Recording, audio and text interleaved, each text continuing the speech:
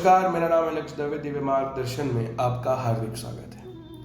बंधुओं, सबसे पहले आप सभी बंधुओं से मैं क्षमा मांगना चाहता हूं कि अपनी पूजाओं की व्यस्तता के कारण टाइम पर पॉडकास्ट अपलोड नहीं कर पाया, परंतु अब से मैं ये प्रयत्न करूंगा कि समय अनुसार पॉडकास्ट आने लगे। तो बंधुओं, हमने पिछले पॉडकास्ट में जाना कि धुंधुकारी बड़ा ही क्रूर हो गया था, जिसके कारण उसके पिताजी आत्मदेव बड़े ही चिंतित हो गए और आत्मदेव ने अपने दूसरे पुत्र गोकर्ण जी से सलाह मांगी और गोकर्ण जी ने उपदेश किया कि आप वन जाकर वैराग्य का पालन करें और भगवान के कीर्तन का, भगवान के नाम स्मरण का पालन करें। आत्मदेव वन जाकर जिस प्रकार से गोकर्ण जी ने बताया, उस प्रकार से ही भगवान का चिंतन करने लगे और अंत समय में वे भगवान के परम धाम में गए। अब यहां पर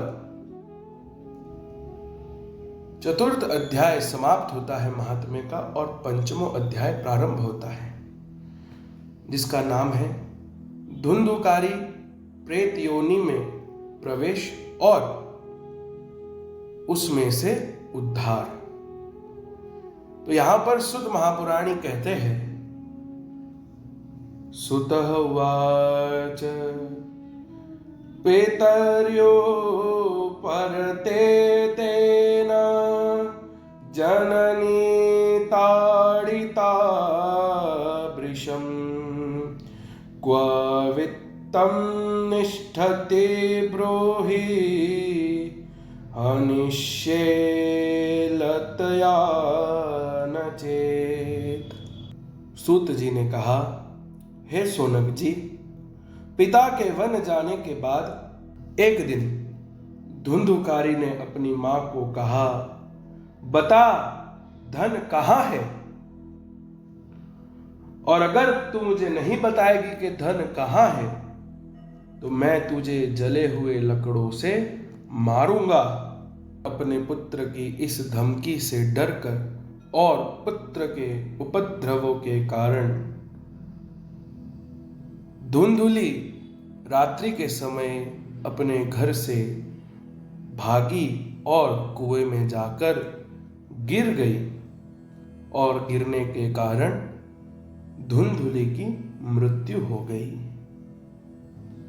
और इस तरफ गोकर्ण महाराज भी तीर्थ यात्रा के लिए निकल पड़े।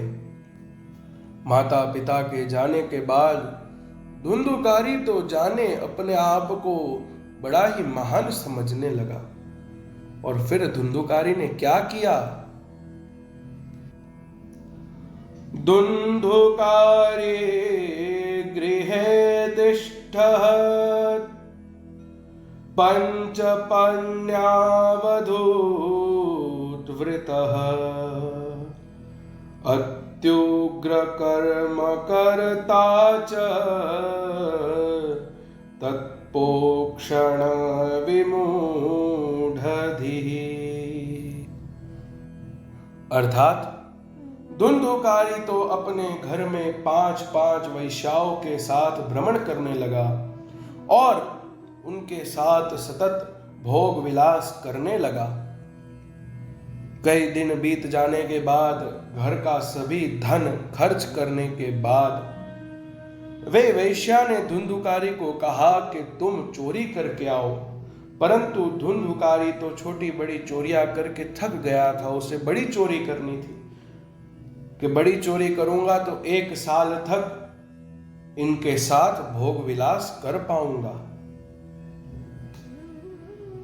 काम मद से भरा हुआ धुंधुकारी रात्रि के समय चोरी करने जाता है और बहुत सारा धन और बहुत सारे वस्त्र आभूषण लेकर अपने घर आकर उन कुल दोहिनियों को प्रदान करता है। काम मद से भरा हुआ धुंधुकारी थका हुआ था, इसीलिए रात्रि में सो जाता है।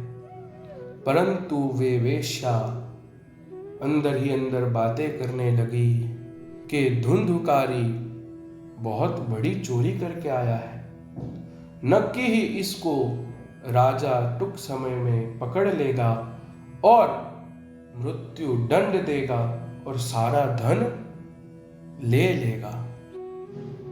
ऐसे भी इसको मरना ही है राजा के हाथों, तो क्यों ना हम मार दे और ये सारा धन लेकर हम यहां से कहीं और चले जाए।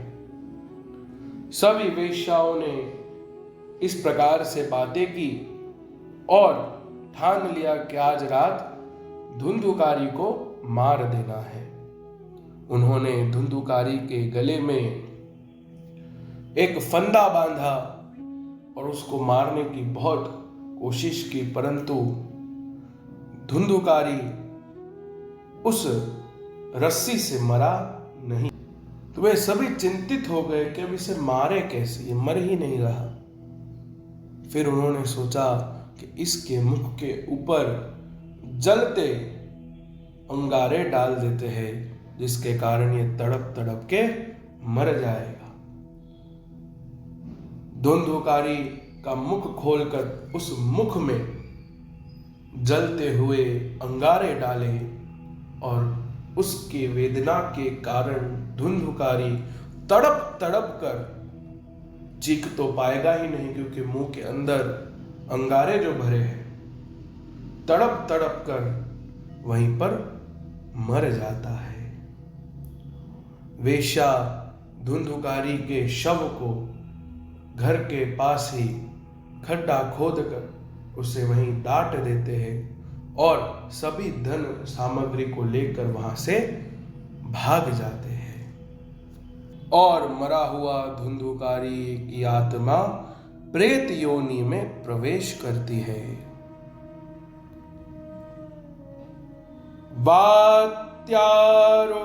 वात्यारूपधरो नित्यं धावन् दश दिशोऽन्तरम् सीता तप परिकिल्ष्टो निराहारं पिपासितः।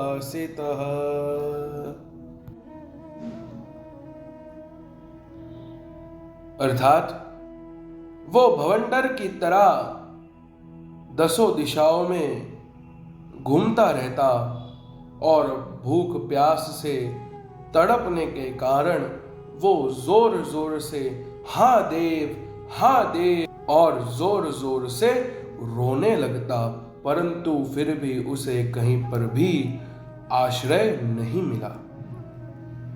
गोकर्ण महाराज जी को भी जब लोगों के मुख से पता चला कि उनके भाई धुंधुकारी की मृत्यु हुई है, तो वे भी गया जी में जाकर धुंधुकारी का श्राद्ध किया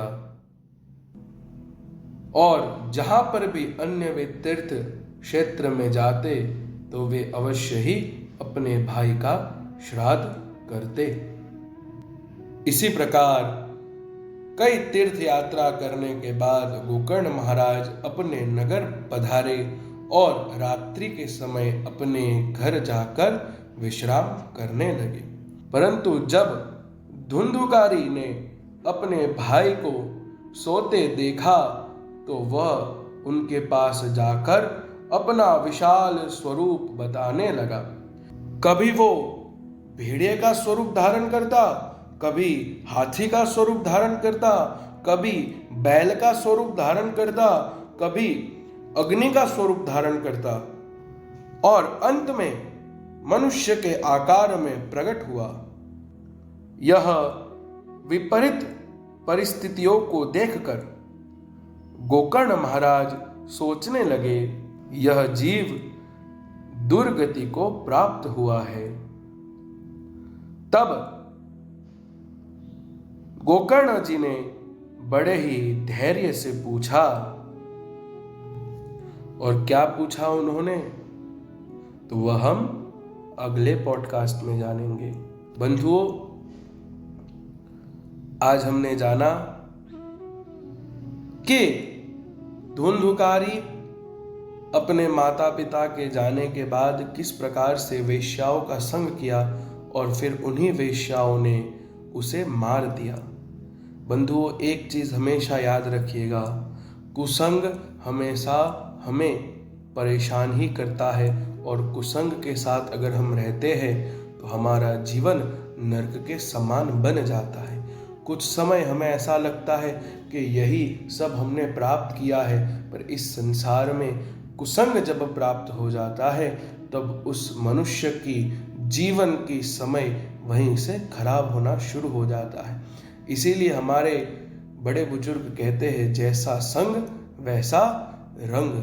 तो सदैव अपना संग अच्छा रखे, सदैव अपने संग को संभाल कर रखे और अच्छे संग, अच्छे संतों का संग करे, अच्छे भक्तों का संग करे या अच्छे व्यक्ति का संग करे। कुसंगियों के साथ कभी न फिरे। इसी के साथ मैं लक्ष्य दवे आप सब से विदाई लेता हूं। अगर आपने अभी तक इस वीडियो को लाइक नहीं किया तो लाइक कर दीजिएगा और सब्सक्राइब न किया हो तो सब्सक्राइब कर दीजिएगा। जय श्री कृष्ण।